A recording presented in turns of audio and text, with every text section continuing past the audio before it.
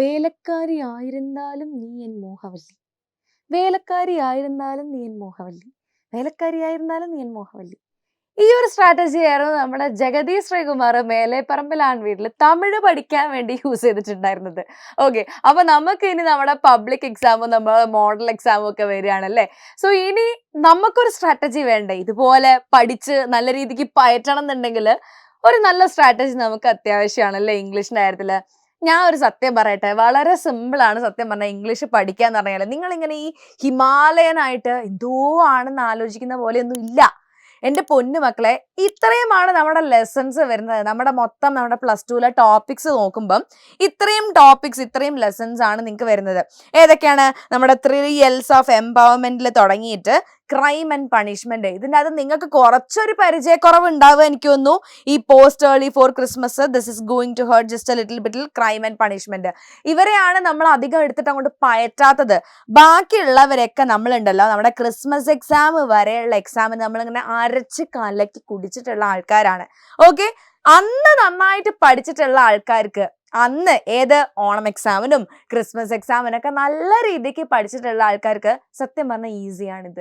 ഇനി മാത്രം ഇങ്ങനെ ആലോചിച്ച് ടെൻഷൻ അടിക്കാനൊന്നുമില്ല. ഒന്നാമത്തെ കാര്യം സ്ട്രാറ്റജി, എങ്ങനെ പഠിക്കണം എന്നുള്ള കുറച്ച് സ്ട്രാറ്റജി ഞാൻ പറഞ്ഞുതരാം.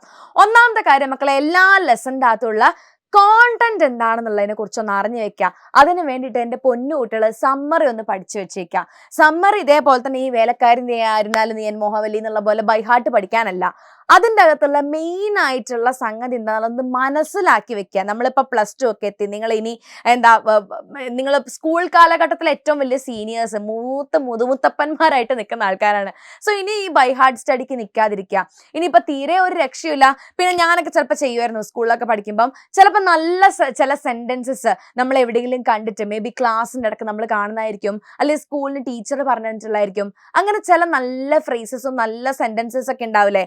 മേ ബി സ്പീച്ച് തുടങ്ങുമ്പോഴുള്ള ഇൻട്രൊഡക്ഷൻ, അല്ലെങ്കിൽ ഒരു എസ്സേൻ്റെ അകത്ത് എഴുതാനുള്ള എന്തെങ്കിലും 1-2 പോയിന്റ്, ഒരു ക്യാരക്ടർ സ്കെച്ചിലേക്കുള്ള മെയിൻ ആയിട്ടുള്ള കുറച്ച് പോയിന്റ്സ്, അങ്ങനെയുള്ള കാര്യങ്ങൾ പോയിന്റ് ആക്കി കുറച്ച് കാര്യങ്ങൾ മാത്രം നിങ്ങൾ ബൈഹാർട്ട് ചെയ്ത് വെക്കാം. ബാക്കിയൊക്കെ നമ്മൾ സ്വന്തമായിട്ട് എഴുതാൻ വേണ്ടി പറ്റുകയാണെന്നുണ്ടെങ്കിൽ അതാണ് ഏറ്റവും നല്ലൊരു കാര്യം കേട്ടോ. അപ്പോൾ ഒന്നാമത്തെ കാര്യം, നിങ്ങൾ എല്ലാത്തിൻ്റെയും കോണ്ടന്റ് നല്ല ക്ലിയർ ആക്കി വെക്കണം. എല്ലാ ലെസണിൻ്റെ അകത്തും എന്താണ് വരുന്നത്, അതിൻ്റെ ഒരു സമ്മറി എന്താണ്, അതിൻ്റെ ഒരു കോണ്ടന്റ് എന്താണെന്നുള്ളത് നല്ല ക്ലിയർ ആയിട്ട് പഠിച്ചു വെക്കാം. ഇനി അടുത്ത കാര്യം എന്ന് വെച്ച് കഴിഞ്ഞാൽ ഡിസ്കോഴ്സസ്. ഇതിവിടെ അപ്പം ഞാനിതാ കുറച്ച് ലിസ്റ്റ് ഓഫ് ഡിസ്കോഴ്സസ് നിങ്ങൾക്ക് കാണുകയാണെങ്കിൽ, സ്പീച്ച്, റിവ്യൂ അല്ലെങ്കിൽ critical appreciation of the poem. ഞാൻ പറയുന്നത് ഇത് 2 എണ്ണവും വരാൻ ചാൻസ് ഉണ്ട്. റിവ്യൂവും ചോദിക്കാൻ ചാൻസ് ഉണ്ട്. ചിലപ്പം റിവ്യൂവിന് പകരം critical appreciation of the poem, ഇതിൽ ഏതെങ്കിലും ഒന്നായിരിക്കും ചോദിക്കുന്നുണ്ടാവുക. Next informal letter. ഇത് ഞാൻ എന്താ പറയാൻ കാരണം വെച്ചാൽ, നമ്മുടെ ക്രിസ്മസ് എക്സാമിന് കുട്ടികളുണ്ടല്ലോ, നമ്മുടെ +1 കുട്ടികൾക്ക് വേണ്ടിയിട്ട് ചോദിച്ചിട്ടുണ്ടായിരുന്നത് എങ്ങനെയാന്ന് വെച്ചാൽ, റിവ്യൂ, അതായത് അവർക്ക് പഠിക്കാനുള്ള ഏതോ ഒരു പോയമിന്റെ റിവ്യൂ, ആ റിവ്യൂ എഴുതാനും, ആ ഹിൽസിന്റെ മേലെ നിൽക്കുന്ന നമ്മുടെ ഒരു പോയമില്ലേ, സോ ആ ഒരു സൺറൈസ് ഓൺ ദ ഹിൽസിന്റെ റിവ്യൂ എഴുതാൻ വേണ്ടി ഒരു ക്വസ്റ്റ്യൻ ഉണ്ടായിരുന്നു. എന്നാൽ ഏറ്റവും ലാസ്റ്റ് ക്വസ്റ്റ്യൻ എന്ന് പറഞ്ഞാൽ അവരോട് ജസ്റ്റ് ഏതോ ഒരു പോയം പുതിയതായിട്ട് കൊടുത്തിട്ട് ആ പോയമിന്റെ അപ്രിസിയേഷൻ എഴുതാനും വേണ്ടി പറഞ്ഞിട്ടുണ്ടായിരുന്നു. സോ അങ്ങനെ 2 എണ്ണം നിങ്ങൾ പ്രതീക്ഷിക്കേണ്ടതാണ്. ദെൻ ഇൻഫോർമൽ ലെറ്ററും ഫോർമൽ ലെറ്ററും ഒക്കെ +2 പഠിക്കുന്നത് നിങ്ങളുടെ അടുത്ത് എന്താ ഞാൻ എഴുതാൻ പഠിപ്പിക്കേണ്ടത്. ഈ ഫോർമൽ ലെറ്ററിൽ തന്നെ 2 വക വേറെയും വരുന്നുണ്ട്. ഒന്ന് ലെറ്റർ ടു ദ എഡിറ്റർ അല്ലെ, അത് വരാൻ ചാൻസ് ഉണ്ട്. പിന്നെ ഈ വർഷം 8 മാർക്കിന് നമ്മൾ കൺഫേം ആയിട്ടും എന്നാൽ അതെന്താ അങ്ങനെ ഗണിച്ച് പറയുന്നത് എന്താണെന്ന് വെച്ചാൽ, കുറച്ച് വർഷങ്ങളായിട്ടുള്ള ഒരു പ്രീവിയസ് ഇയർ ക്വസ്റ്റ്യൻ പേപ്പർ നോക്കിക്കഴിഞ്ഞാൽ നമുക്ക് അറിയാൻ വേണ്ടി കഴിയും.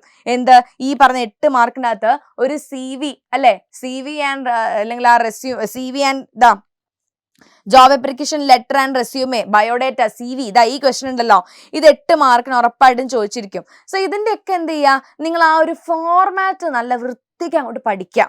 ഓക്കെ, അപ്പം ഞാൻ പറഞ്ഞ കാര്യങ്ങൾ മെയിൻ ആയിട്ടുള്ള സ്ട്രാറ്റജി പറഞ്ഞാൽ, ഫസ്റ്റ് 1 നിങ്ങൾ ശ്രദ്ധിക്കട്ടോ. ഇപ്പം ഞാൻ ഈ പറയുന്ന കാര്യങ്ങളൊന്ന് ശ്രദ്ധിക്കാം. എല്ലാ ലെസൺസിൻ്റെയും ഓദറിൻ്റെ പേര് പഠിച്ചു വെക്കാം. എല്ലാ ലെസൺസിൻ്റെയും ഒരു തീമും പഠിച്ചു വെക്കുക. അതിനൊരു സമ്മറിയും പഠിച്ചു വെക്കുക. ഓക്കെ, അതൊന്ന് നോക്കി വെക്കുക. പിന്നെ ഇപ്പൊ ലെസൺസിൻ്റെ അകത്ത് മെയിൻ ആയിട്ടുള്ള കുറച്ച് ക്യാരക്ടേഴ്സ് ഉണ്ടാവല്ലോ, ഞാൻ ഇവിടെ നോട്ട് ചെയ്ത് വെച്ചിട്ടുണ്ട്. ഏതൊക്കെ ക്യാരക്ടേഴ്സിനെയാണ് പ്രത്യേകം അങ്ങനെ പുള്ളിക്കുത്തിട്ട് പഠിക്കേണ്ട ക്യാരക്ടേഴ്സ് ഏതൊക്കെയാണെന്ന് ഞാൻ പ്രത്യേകം നോട്ട് ചെയ്ത് വെച്ചിട്ടുണ്ട്. അത് നിങ്ങളിവിടെ കാണാം. നോമിത, അജിത്ത്, രത്ന, റോബർട്ട് ബാൽവിൻ, ജോൺ ഗ്രിഷാം, പിന്നെ ക്രൈം ആൻഡ് പണിഷ്മെന്റിലെ മാസ്റ്റർ ആണെങ്കിൽ ആ കുട്ടീനെയും കൂടെ, അല്ലെങ്കിൽ ചിലപ്പം ആ ക്രൈം ആൻഡ് പണിഷ്മെന്റിലെ പേരൻസിന്റെ ആറ്റിറ്റ്യൂഡും ചോദിക്കാൻ ചാൻസ് ഉണ്ട്, ട്വിസ്റ്റ് ചെയ്തിട്ട് ചിലപ്പോൾ അങ്ങനെയൊക്കെ ചോദിക്കാൻ ചാൻസ് ഉണ്ട്. സോ ഇങ്ങനെയൊക്കെയുള്ള ക്യാരക്ടർ സ്കെച്ചുകൾ ഏകദേശം ആ ക്യാരക്ടർ സ്കെച്ചും ബൈ ഹാർട്ട് പഠിക്കണ്ട. കാരണം ഇത്രയും ക്യാരക്ടർ സ്കെച്ച് ചോദിച്ചിട്ട് ചിലപ്പോൾ ഇതൊന്നും ചോദിച്ചില്ലെങ്കിൽ നമുക്ക് വിഷമായി പോകും. അതാ ഞാൻ പറഞ്ഞത്, ഇതിനൊക്കെ പോയിന്റ്സ്, ഇതിലൊക്കെ എഴുതാനുള്ള മെയിൻ ആയിട്ടുള്ള പോയിന്റുകൾ കുറച്ച് പഠിച്ചു വെക്കുക. പിന്നെ ഇതിൻ്റെ എല്ലാം ഒരു ജനറൽ ആയിട്ടുള്ള ഒരു ഫോർമാറ്റ് നിങ്ങൾ പഠിച്ചു വെക്കുക. ഇത്രയും കാര്യങ്ങളാണ് മെയിനായിട്ടും നിങ്ങൾ എന്ത് ചെയ്യേണ്ടത്, ഈ പറയുന്ന ഇംഗ്ലീഷ് എക്സാമിനേക്ക് വേണ്ടി കറക്റ്റായിട്ട് പഠിച്ചു വെക്കേണ്ടത്. ഗ്രാമർ എന്ന് പറയുമ്പോൾ നിങ്ങൾക്ക് അങ്ങനെ വലിയ കൺഫ്യൂസിങ് ആയിട്ടുള്ള ഗ്രാമർ ഒന്നും വരുന്നില്ല. എന്നാൽ പോലും നിങ്ങൾ എന്ത് ചെയ്യുക, കുറച്ച് ഫ്രേസൽ വേർബ്സ്, പിന്നെ കുറച്ച് അഡ്വൈസ് അല്ലേ, എന്താണ് ഇഫ് ക്ലോസ് വെച്ചിട്ടുള്ള കുറച്ച് കാര്യങ്ങൾ, പിന്നെ അഡ്വൈസ് എന്താണ് if I were you I would അല്ലേ, അങ്ങനെയുള്ള കാര്യങ്ങൾ, പിന്നെ സജസ്റ്റ് ചെയ്യുന്ന പോലെ അഡ്വൈസ് കൊടുക്കുന്ന പോലെയുള്ള ഇങ്ങനത്തെ ഒരു 2 മാർക്കിനൊക്കെ ചോദിക്കുമായിരിക്കും. സിമ്പിൾ ആയിട്ടുള്ള കുറച്ച് പ്രിപ്പോസിഷൻസോ കാര്യങ്ങളോ, അതായത് ഗ്രാമറിനൊന്നും വലിയ ഇമ്പോർട്ടൻസ് വരുന്നില്ല. എന്ന് വെച്ചാൽ ഗ്രാമർ ഒഴിവാക്കാനല്ല, ഗ്രാമറൊക്കെ നമ്മൾ ഇനി വരുന്ന എക്സാമിന് ലൈവിൽ നമുക്ക് സെറ്റാക്കി തരും, പേടിക്കണ്ട. ഗ്രാമറിനെ കുറിച്ച് ആലോചിച്ച് ഇംഗ്ലീഷ് പഠിക്കാണ്ട് നിൽക്കരുത് എന്നുള്ളതാണ് എനിക്ക് പറയാനുള്ളത്. കാരണം ഇത്രയും കാര്യങ്ങൾ നിങ്ങൾക്ക് വേണം എന്ന് വിചാരിച്ചു കഴിഞ്ഞാൽ ഈസി ആയിട്ട് സിമ്പിൾ ആയിട്ട് പഠിച്ച് സെറ്റാക്കാവുന്നതേ ഉള്ളൂ. പിന്നെ മെയിനായിട്ടും ഞാൻ നിങ്ങൾ ചെയ്യണമെന്ന് ഇങ്ങനെ അടിവരയിട്ട് പറയുന്ന കാര്യമാണ് മക്കളെ, PYQ, previous year question paper ഗൂഗിളിൽ ചുമ്മാ. അപ്പം ഞങ്ങളൊക്കെ പ്രിപ്പയർ ചെയ്യുന്നത് എന്ത് നോക്കിയിട്ടാണ് നിങ്ങൾ വിചാരിക്കുന്നത്, purely upon previous year question papers. So നിങ്ങൾ എന്താ ചെയ്യണമെന്ന് വെച്ചാൽ പ്രീവിയസ് ഇയർ ക്വസ്റ്റ്യൻ പേപ്പേഴ്സ് 2025, 24, 23, 22 അവിടെ നിന്ന് കൊണ്ട് പഠിച്ചാൽ മതി. കാരണം അതിന്റെ മുന്നേ ഉള്ളതൊക്കെ എനിക്ക് തോന്നുന്നു കുറേയൊക്കെ പാറ്റേൺ ചേഞ്ച് ഉണ്ട്. അപ്പം 2022 ശേഷമുള്ള കുറച്ച് അല്ലേ, അപ്പം നിങ്ങൾ ഇതാണ് കേട്ടോ, 2022 തൊട്ട് 25 വരെയുള്ള ആ മോഡൽ എക്സാംസും കിട്ടും, പിന്നെ ആനുവൽ എക്സാമും കിട്ടും. അപ്പം നിങ്ങൾക്ക് എത്ര 2022, 23, 24, 25 മൊത്തം 8 സെറ്റ് ക്വസ്റ്റ്യൻ പേപ്പർ നിങ്ങൾക്ക് കിട്ടും. 4 അല്ലേ, മോഡലും മറ്റേതും കൂട്ടുമ്പോൾ 2 വീതം, അങ്ങനെ 8 സെറ്റ് ക്വസ്റ്റ്യൻ പേപ്പർ അത് തന്നെ നിങ്ങൾക്ക് കിട്ടും. ഇത്രയും കാര്യങ്ങൾ നിങ്ങളൊന്ന് ആ ക്വസ്റ്റ്യൻ പേപ്പേഴ്സ് എല്ലാം നിങ്ങളിങ്ങനെ എല്ലാത്തിനും ആൻസർ എഴുതി പഠിക്കണം എന്നല്ല പറയുന്നത്. ആ ക്വസ്റ്റ്യൻ പേപ്പർ ഒന്ന് എടുത്ത് നോക്കുക. ഇതൊക്കെ സെൽഫ് സ്റ്റഡിക്കുള്ള ഒരു മോട്ടിവേഷൻ തരാം കേട്ടോ. ആ ക്വസ്റ്റ്യൻ പേപ്പേഴ്സ് ഒക്കെ ഒന്ന് എടുത്ത് നോക്കുക. അതിൻ്റെ എന്ത് ചെയ്യുക, നിങ്ങൾ 1 മണിക്കൂർ ഒന്ന് ഇരുന്നാൽ മതി. 1 മണിക്കൂർ ഇരുന്നാൽ മതി. ആ ഒരു അറ്റ്ലീസ്റ്റ് ഒരു 4 ക്വസ്റ്റ്യൻ പേപ്പർ ഉണ്ടെങ്കിൽ 1 മണിക്കൂർ നിങ്ങൾ ഇരുന്ന് കഴിഞ്ഞാൽ നിങ്ങളെക്കൊണ്ട് പറ്റും. ഓക്കെ, ക്വസ്റ്റ്യൻ പേപ്പർ നോക്കുക, അതിനകത്തുള്ള ക്വസ്റ്റ്യൻസ് ഏതൊക്കെയാണ് നമ്മളൊന്ന് അന്നേരം തന്നെ മനസ്സിലൊന്ന് പറഞ്ഞു നോക്കുക. ഓരോ ചോദ്യം കാണുമ്പോൾ ഓക്കെ ഇതിങ്ങനെയാണ് വരുന്നത്, ഇങ്ങനത്തെ ഒരു ചോദ്യം വന്നാൽ എന്നെ കൊണ്ട് എഴുതാൻ പറ്റുമോ, എന്നെ കൊണ്ട് ഇത് നടക്കുമോ എന്നുള്ളതൊന്ന് വെറുതെ ഒന്ന് ജസ്റ്റ് ഒന്ന് റിവൈസ് ചെയ്ത് നോക്കുക. ഗ്രാമർ ടോപ്പിക്സ് ഒക്കെ മക്കളെ നിങ്ങൾ ആ ക്വസ്റ്റ്യൻ പേപ്പേഴ്സ് നോക്കുമ്പോൾ തന്നെ അതിൻ്റെ കൂടെ അങ്ങോട്ട് കവറായി പോകും. അപ്പം അതിൻ്റെ അകത്ത് നിങ്ങൾ പേടിക്കേണ്ട ആവശ്യമില്ല. അപ്പം നിങ്ങൾ പ്രീവിയസ് ഇയർ ക്വസ്റ്റ്യൻസ് എടുക്കുക, ഓരോ ചോദ്യങ്ങളെ പറ്റി വായിച്ചു നോക്കുക. പിന്നെ ചില ചോദ്യങ്ങൾ നമുക്ക് അവിടെ കാണുമ്പോൾ മനസ്സിലാവും. ഇപ്പൊ ദാ നിങ്ങൾ 22 കണ്ട ക്വസ്റ്റ്യൻ മേ ബി ഇതേ ക്വസ്റ്റ്യൻ നിങ്ങൾ 24 കാണും. അപ്പൊ പറയും അയ്യോ ഇത് ഇവിടെ റിപ്പീറ്റ് ചെയ്തതല്ലേ, ഓ അങ്ങനത്തെ ചോദ്യം റിപ്പീറ്റ് ചെയ്യുന്നുണ്ടല്ലേ. ചിലപ്പോൾ 2-3 ക്വസ്റ്റ്യൻസ് ഒരുപോലെ റിപ്പീറ്റ് ചെയ്ത് വരാറൊക്കെ ഉണ്ട്. അപ്പൊ അതിന്റെ വലിയൊരു എക്സാമ്പിൾ ആണ് ഞാൻ പറഞ്ഞിട്ട് നമ്മുടെ മെൻഡിങ് വാളിന്റെ ടൈറ്റിൽ സിഗ്നിഫിക്കൻസ്. വേറൊരു കാര്യം നിങ്ങൾ പഠിച്ചു വെക്കണത്, ഇതിനകത്ത് ചില ലെസൺസിന്റെ ടൈറ്റിൽ സിഗ്നിഫിക്കൻസ്, മാച്ച് ബോക്സ്, ഹൊറിഗല്ലു, മെൻഡിങ് വാൾ, പിന്നെ നെക്സ്റ്റ് ഞാൻ പറഞ്ഞുതരാം നമ്മുടെ അവർ ഓഫ് ട്രൂത്ത്, പിന്നെ അതിൻ്റെയൊക്കെ ക്രൈം ആൻഡ് പണിഷ്മെന്റ്, ഇതിൻ്റെയൊക്കെ ടൈറ്റിൽ സിഗ്നിഫിക്കൻസ് അല്ലെങ്കിൽ ആ ടൈറ്റിൽ എന്തുകൊണ്ട് അങ്ങനെ വന്നു എന്നുള്ളത് കുറേ പ്രാവശ്യം ചോദിക്കാറുണ്ട്. സോ അതിനെക്കുറിച്ച് പഠിച്ചു വെക്കുക. ഇപ്പോൾ റൈസിൻ്റെ അകത്തുനിന്നോ അല്ലെങ്കിൽ ഇങ്ങനെ ചില പോയംസിനകത്തുള്ള പാരഗ്രാഫ് ക്വസ്റ്റ്യൻസ് റിപ്പീറ്റ് ചെയ്ത് വരുന്നത് നമുക്ക് ചിലപ്പോൾ കാണാൻ വേണ്ടി കഴിയും. ഞാൻ ഈ 22 തൊട്ട് 25 വരെ എന്ന് പറഞ്ഞാൽ നിർബന്ധമായിട്ടും ഇത്രയെങ്കിലും നോക്കുക. അതിൻ്റെ മുന്നേ ഉള്ളത് നോക്കാൻ നിങ്ങൾക്ക് സൗകര്യപ്പെടുന്നുണ്ടെന്നാണെങ്കിൽ വെരി ഗുഡ്. അത് നിങ്ങൾക്ക് തന്നെയാണ് അതിന്റെ ഗുണം കിട്ടുക കേട്ടോ. അതുകൊണ്ട് നിങ്ങൾക്ക് ദോഷം ഉണ്ടാവില്ല, നിങ്ങൾക്ക് എന്തായാലും അതിന്റെ ഗുണം ഉണ്ടാവുള്ളൂ. ഓക്കെ, സോ അത്രയും ക്വസ്റ്റ്യൻ പേപ്പേഴ്സ് പറ്റുവാണെങ്കിൽ അതും നോക്കുക. ഇത്രയൊക്കെ കാര്യങ്ങൾ നോക്കി വരുമ്പോൾ തന്നെ നിങ്ങൾക്ക് അത്യാവശ്യം ഇംഗ്ലീഷുള്ള കാര്യങ്ങൾ ഒരു നല്ലൊരു ഐഡിയ വരും.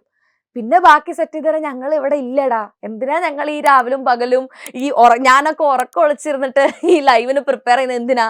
നിങ്ങൾക്ക് എക്സാം ഈസി ആക്കി തരാൻ വേണ്ടി തന്നെയാണ്. അപ്പൊ നിങ്ങൾ ഇത്രയൊക്കെ കുറച്ച് കാര്യങ്ങൾ നിങ്ങൾ നിങ്ങളുടെ സ്വന്തമായിട്ടുള്ള എഫേർട്ട് നിങ്ങൾ ഇടുക.